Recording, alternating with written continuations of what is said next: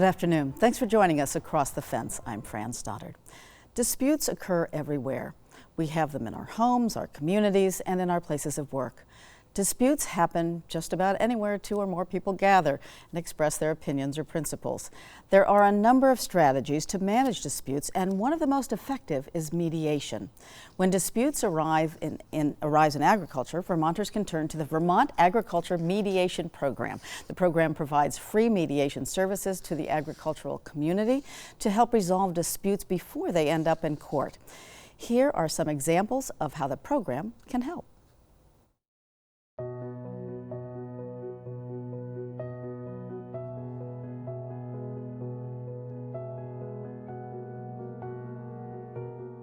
There is a resource that can help you address these challenges, and it's free. That resource is the Agricultural Mediation Program. The mediator can work with you and the other parties one issue at a time until the pieces of the puzzle begin to fall into place before they get more complicated. We grow solutions so you can focus on growing things on your farm. And joining us now is Matt Strasberg. Matt is an attorney of over 30 years of experience in mediation. He oversees the Vermont Agricultural Mediation Program. Matt, good afternoon, and thank you so much for joining us. Well, thank you for having me. So we all deal with conflict in one way or another. What is mediation and how can it help? First, I just want to clarify that you talked about having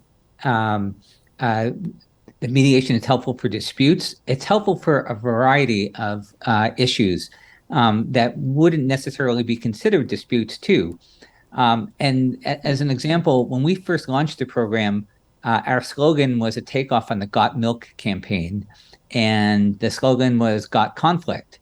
But then we realized that in so many situations, there wasn't a conflict. If a farmer owes if a dairy farmer owes the feed dealer money, they may agree on the facts and they may get along just fine. And they've been doing business together for years, if not decades, sometimes even generations. Yet there's a problem. And so in those kind of instances, mediation is a great tool to try to resolve those issues. Even though there's not a conflict, it's just a problem that needs to be addressed. So what mediation is a voluntary and confidential process using an impartial person to help resolve differences. Sometimes I use the word as omnipartial. So mediator is not beyond being impartial. They're omnipartial in that they're for everyone. They're for each side to try to help them work out a solution, find a solution to the problem that is acceptable and works for everyone. People often look to mediation and think, oh, that's where you get a win-win solution. Oftentimes we aim for that, but frankly, in most situations, if there's a solution where everyone says, I can live with it, I'm good with that, that's a success. Because it's really finding options. What are some options? Because we don't see them all the time. It sounds like you bring those to the table. So tell us a little bit about how you became a mediator and why you do this work. Well, I was a lawyer for a couple decades and enjoyed that work, but at the same time, it's not the ideal process. In fact, it really should be a last resort. And I finally recognized, perhaps later than I should have in life, that my personality and skill set was better suited to working with people collaboratively to try to find solutions rather than trying to impose one party's will on the other party. And for me, that it feels especially rewarding. And oftentimes when there's a resolution that is one-sided, it doesn't work out as well for either party. So, for example, you can spend a lot of money trying to collect a debt, and if the farmer has no money, you spend a lot of money trying to collect the debt, and you're still not getting paid back. So mediation is a way to say, how do we find a solution where it's affordable for the farmer, but the creditor will still get repaid? Something. So why do free mediation programs for agriculture even exist? It's a pretty great option. Yeah, it dates back to the late 80s. In 1987, Congress passed an act. Back then, in the mid 80s, you had rising interest rates, and double digit interest rates. A lot of farmers facing foreclosure, ending up in bankruptcy, and that was a lose-lose situation for both farmers, the creditors, bankers, and so forth. So Congress created this program initially focused entirely on financial issues, on farm loan issues. And because of it was successful, it was slowly expanded to other issues, such as USDA conservation programs, where someone might get an adverse decision that um, they're not in compliance and they're not going to receive the same amount of money they were hoping to. Well, speaking of that, what are some of the most common issues that farmers request mediation for? The most common issues are financial issues.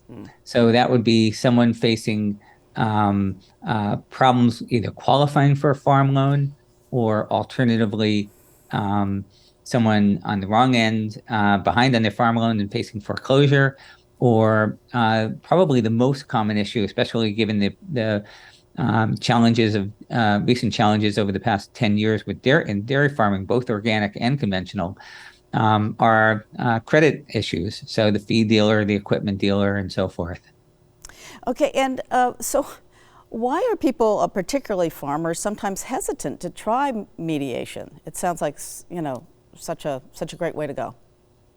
Well, farmers are very self-reliant by their nature. You have to be, right? You can't call someone and spend money every time you have to have someone fix something that went wrong on your farm. And so farmers want to fix their own problems. Um, Farmers also often hate meetings. One farmer said, "I went into farming because I don't like to go to meetings."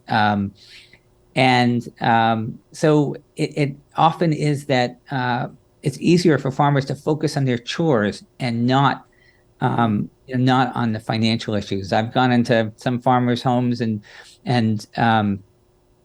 asked to see invoices, and there's a stack of unopened mail. They know they know what's inside those envelopes, and it's bad news, and they don't want to look at it. They don't want to be constantly reminded of it. But conflict avoidance, the notion of just not paying attention to it, is not a good long-term strategy to deal with these things. Right, but you sitting across the table can help. And I guess some new issues maybe that you just brought up were approved more recently for free mediation in Vermont. Tell us about what those are and how mediation helps in those situations. Mm-hmm. First, let me just say that we are a nonprofit organization and have a very unusual business model. We only promote what we can do for free. And I really want to emphasize this is a free service. We're here to help, and we are not charging for our service. We are fortunate that we have a grant from USDA. And so not only do we only promote what we can do for free, we actively work to expand what we can do for free. And I want to give a big thanks to Senator Leahy, who worked with us through the 2018 Farm Bill to add, in addition to the financial issues we talked about earlier, but now we can work on lease issues, family farm transitions, organic certification, farmer-neighbor conflict, credit counseling. And one of the things that we had the foresight to add into the 2018 Farm Bill, or I should say Senator Leahy sort of guided us through that, was to allow the head of the Department of Agriculture of each state to add additional items for that particular state. And Secretary Tebbets has been a wonderful partner to work with. And we've also added, in Vermont in particular, easements, because of the importance of conservation easements, farm management, environmental compliance issues, and contract issues. And frankly, Secretary Tebbets fully appreciates this program. And if a different issue came up, we would contact him, and same day, I'm pretty confident he would authorize us to be able to work on it for free. That's pretty terrific. And when you're working with farmers, how often does the issue get resolved with mediation? I think you have a pretty good record, which is one of the reasons he supports you so well. Yeah, it depends on the complexity of the situation and so forth, but usually our success rate is over 80%, which we're very proud of. Some of the cases are really straightforward and simple and are, just a few phone calls and then a joint meeting. Other cases like family farm transitions can go on for years, but the success rate is close to 80%. So we're running out of time, and so could you give us some tips for people who are facing possible tough conversations? What can they do to reduce conflict and make the conversation more productive? Well, there are a few basic things that one should think about. First is picking your window to communicate with the other side, both when you're in the right frame of mind and the other party is, because if their so-called window is closed, the conversation is not likely to go well.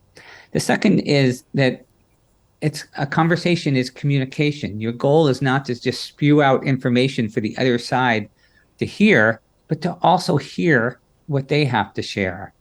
And so many people, when they're talking to someone else, when they're talking, everything's fine. When the other person is talking, you're already starting to think about your rebuttal and how you want to respond.